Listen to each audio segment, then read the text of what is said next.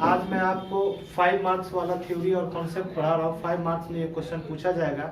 आपको क्वेश्चन ऐसे पूछेगा, find the value of X Y Z by matrix method. तो काफ़ी आसान है। इस पर हम आपको सेटिंग करके दिखाते हैं कि कैसे आपको इजीली ये 5 मार्क्स आपका हो जाएगा। ओके बच्चों, तो हमारे पास ये इक्वेशन है। मैंने 3/3 का इसलिए ले लिया कि 2/2 का काफ़ी आसान होता है। अगर 3/3 मैट्रिसेस को अगर आप ऑपरेट करना सीख जाएंगे तो 2/2 का काफ़ी इजीली आप सॉल्व कर लेंगे, है ना। चलिए तो हम लोग स्टार्ट करते हैं।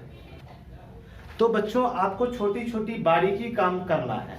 जैसे आपको ये इक्वेशन दिया हुआ है तो आपको क्या करना है, सबसे पहले इक्वल से पहले जो एक्स वाई जेड का तीनों इक्वेशन का कोफिशिएंट है हम उसको मैट्रिसेज ए मान लेंगे।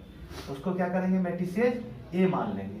तो हमारे पास क्या हो गया, A1 B1 C1, A2 B2 C2, A3 B3 and C3 हम लोगों ने मैट्रिसेज ए माना। अब इक्वल के राइट साइड में चले जाएंगे तो हम लोग उसको B मान लेंगे, D1 D2 D3।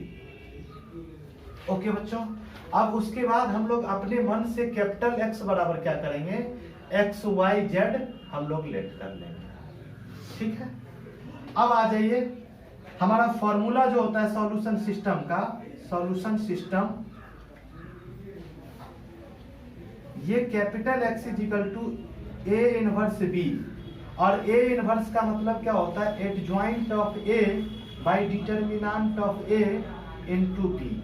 अब आपको क्या करना है, यहाँ कैपिटल एक्स के जगह क्या हो जाएगा, एक्स वाई जेड ये हो गया। और जब A inverse B into adjoint of A into B by determinant of A जो लिखेंगे तो यहाँ पे आपको क्या आएगा, एक प्रकार का कॉलम मैट्रिसेज आएगा, ए बी समथिंग कुछ इस तरीके से आएगा।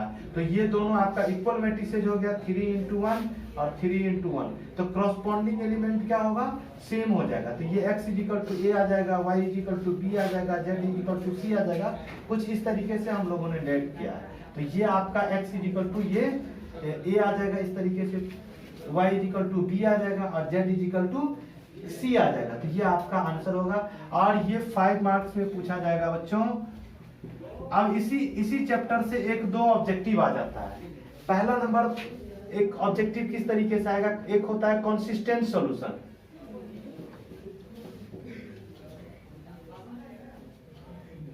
Consistent solution, consistent solution. और दूसरा होता है इनकंसिस्टेंट सॉल्यूशन, इनकंसिस्टेंट सॉल्यूशन। अब समझिए छोटी छोटी बात, यहाँ 1 नंबर का क्वेश्चन बच्चों आप आसानी से करेंगे सॉल्व। कंसिस्टेंट सॉल्यूशन का मतलब ये होता है कि वैसा सिस्टम जिसका कोई ना कोई सॉल्यूशन हो, एक सॉल्यूशन हो या 2 सॉल्यूशन हो, लेकिन सॉल्यूशन हो। तो हम इस तरह की सॉल्यूशन, इस तरह के सिस्टम को हम क्या बोलते हैं, कंसिस्टेंट सॉल्यूशन। वैसा सॉल्यूशन सिस्टम जिसका आंसर कुछ ना कुछ आए, हम उसको क्या बोलेंगे, कंसिस्टेंट सॉल्यूशन।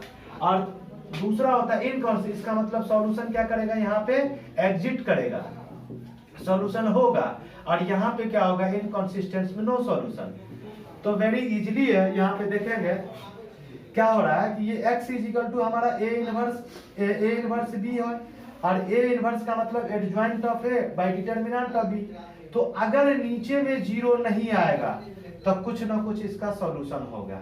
अगर नीचे में 0 आ गया इसका मतलब कोई सॉल्यूशन नहीं है। तो यहाँ पे एक कंडीशन हो जाता है, एक ऑब्जेक्टिव क्वेश्चन आ जाता है, कंडीशन फॉर कंसिस्टेंस में determinant A does not equal to 0।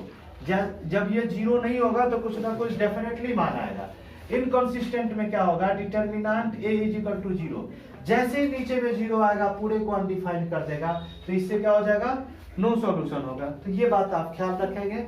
इस तरीके से ये फॉर्मूला आप याद रखेंगे और इसी का यूज करके, वो काफी आसान है, आप इसका यूज करके कंसिस्टेंट सॉल्यूशन सिस्टम ये 5 मार्क्स में आता है, इसको ध्यान रखेंगे और इसी का यूज करके आप 5 मार्क्स के क्वेश्चन को एनसीईआरटी आरएस अग्रवाल का 1-2 क्वेश्चन आपको प्रैक्टिस कर लेना है।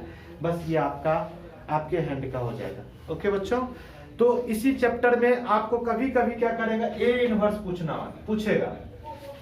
तो वही बात होती है, सारा प्रोसीजर आपको फॉलो करना पड़ेगा। ए इनवर्स के लिए माइनर निकालना पड़ेगा, कोफैक्टर निकालना पड़ेगा, फिर एडजॉइंट निकालना पड़ेगा, उसका ट्रांसपोज करेंगे, है ना, कोफैक्टर का ट्रांसपोज करेंगे, तो इस हिसाब से आपका ए इनवर्स भी फाइंड आउट हो जाएगा। तो या तो ए इनवर्स पूछेगा तो सॉल्यूशन सिस्टम नहीं पूछेगा, सॉल्यूशन सिस्टम पूछेगा तो ए इनवर्स नहीं पूछेगा।